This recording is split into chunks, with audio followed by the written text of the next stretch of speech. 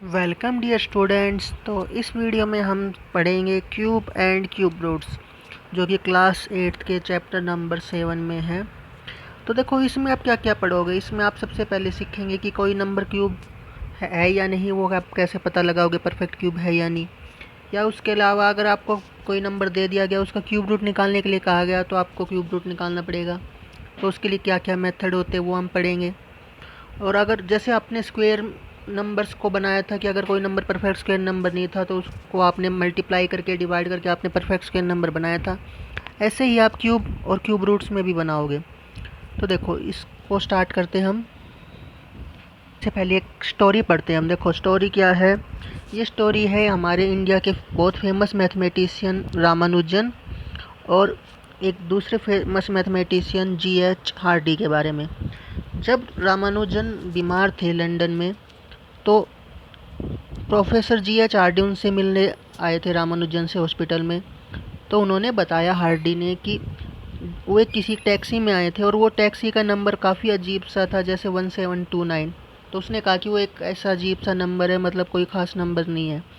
But Ramanujan ने उसको बताया कि 1729 जो है वो सच में एक काफ़ी अच्छा नंबर है। उसने बताया कि देखो 1729 एक ऐसा स्मॉलेस्ट नंबर है जिसको आप दो क्यूब नंबर्स के सम में लिख सकते हो। जैसे देखो 1729 को आप लिख सकते हो 12 क्यूब प्लस 1 क्यूब और 10 क्यूब प्लस 9 क्यूब। तो तब से इस नंबर को 1729 को रामानुजन नंबर के नाम से हम कहने लगे। ऐसे और भी नंबर्स है, बट सबसे छोटा नंबर है यही है। जैसे और भी अगर आप नंबर जोड़ना चाहो तो 4104 है, जिसको आप 2 क्यूब प्लस 16 क्यूब और 9 क्यूब प्लस 15 क्यूब में लिख सकते हैं। ऐसे ही 13832 है, जिसको आप 18 और 20 के क्यूब प्लस 2 और 24 के क्यूब में भी सब में लिख सकते हो। तो ऐसे बहुत सारे नंबर्स है, बट स्मॉलेस्ट और पॉजिटिव क्यूब नंबर्स का सम से जो आने वाला नंबर है वो यही है 1729। इसलिए इसको क्या कहा जाता है, रामानुजन नंबर। तो देखो रामानुजन कितने ग्रेट मैथमेटिशियन थे, वो नंबर्स को कितने अच्छे तरीके से जानते थे। तो अब हम शुरू करते हैं हमारे चैप्टर क्यूब और क्यूब रूट्स। इस check 243 is a perfect cube number. आपको चेक करना है क्या 243 एक परफेक्ट क्यूब नंबर है या नहीं। तो आप ये ध्यान रखें, जब भी आपको परफेक्ट क्यूब नंबर चेक करना हो, आप कौन सा मेथड यूज करेंगे, प्राइम फैक्टराइजेशन मेथड। तो देखो करते हैं इस मेथड से। तो देखो इसके प्राइम फैक्टर बनाए। 243 के प्राइम फैक्टर देखो 2 से तो डिवाइड होगा नहीं क्योंकि ओड नंबर है। 3 से करके देखें, 3 प्लस 4 से 7 प्लस 2 9, 3 से हो जाएगा। तो 3 से डिवाइड करें तो आ जाएगा 8 1। फिर 3 से हो जाएगा 27, फिर 3 से 9, अगेन 3, सो यहाँ पर आ जाएगा 1।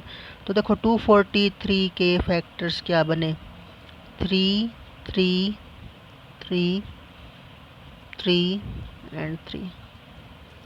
तो देखो आपको अगर क्यूब नंबर चेक करना है तो आप हमेशा 3 के पेयर बनाओगे, यानी ट्रिपलेट बनाओगे, ठीक है। जैसे स्क्वायर में हम 2 के पेयर्स करते थे, डबलेट करते थे, इसमें ट्रिपलेट लेंगे। तो देखो 3 का तो एक ट्रिपलेट तो बन गया, बट यहाँ पर अगर आप देखो तो यहाँ पर पेयर नहीं बन पा रहा है, यहाँ पर एक और 3 नहीं है। तो अगर यहाँ पर पेयर कंप्लीट नहीं है तो ये परफेक्ट क्यूब नंबर नहीं है। सो आप लिख देंगे so it is not a perfect cube number.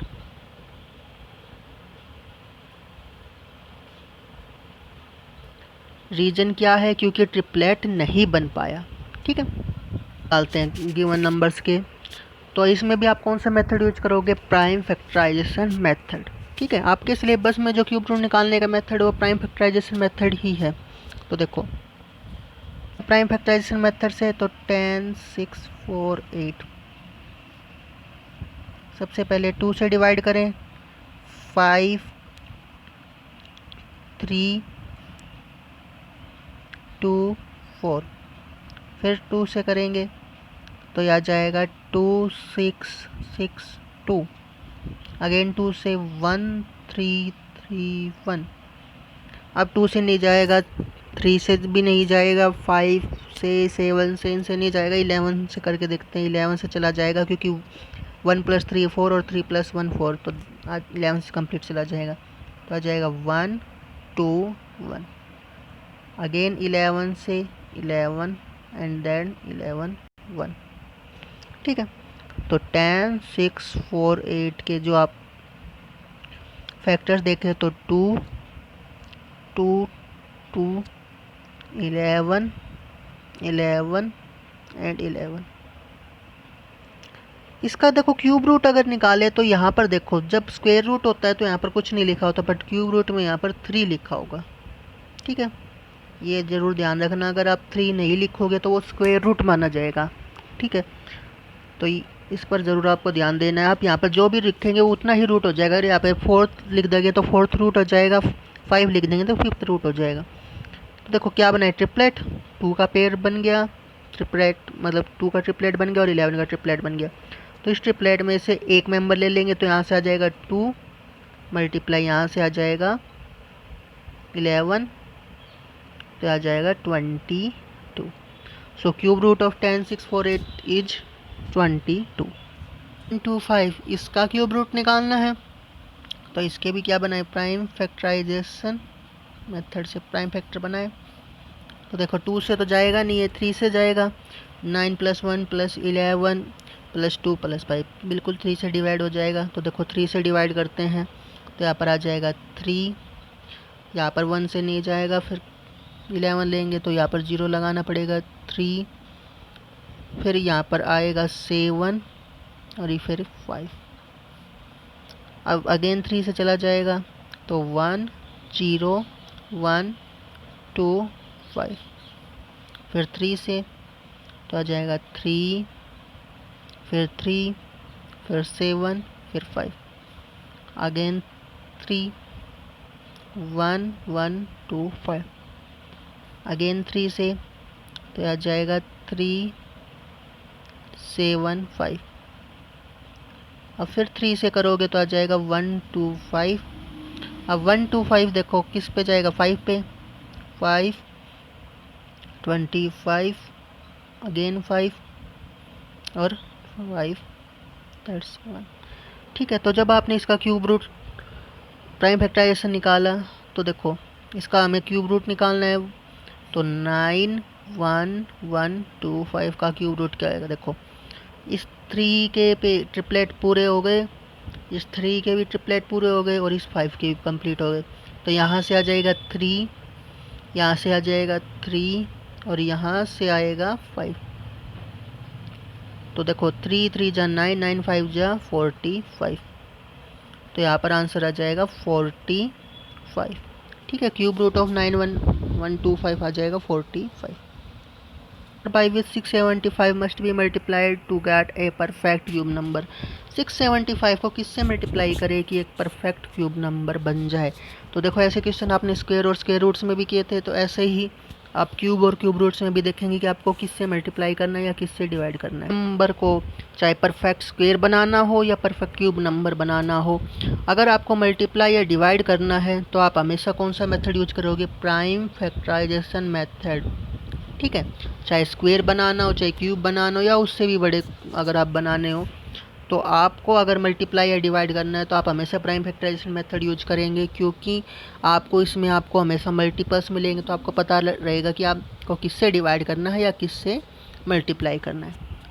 तो यूज करें प्राइम फैक्टराइजेशन मेथड इस पर। तो 675 के प्राइम फैक्टराइजेशन निकालते हैं। देखो तो सबसे पहले किस पे डिवाइड होगा, 3 पर, तो आ जाएगा 2 2 5 3 75 अगेन 3 25। अब 3 से नहीं जाएगा, 5 से जाएगा, 5 दैट्स 1। तो देखो 675 के फैक्टर्स क्या क्या हैं, 3 3 3 5 एंड 5।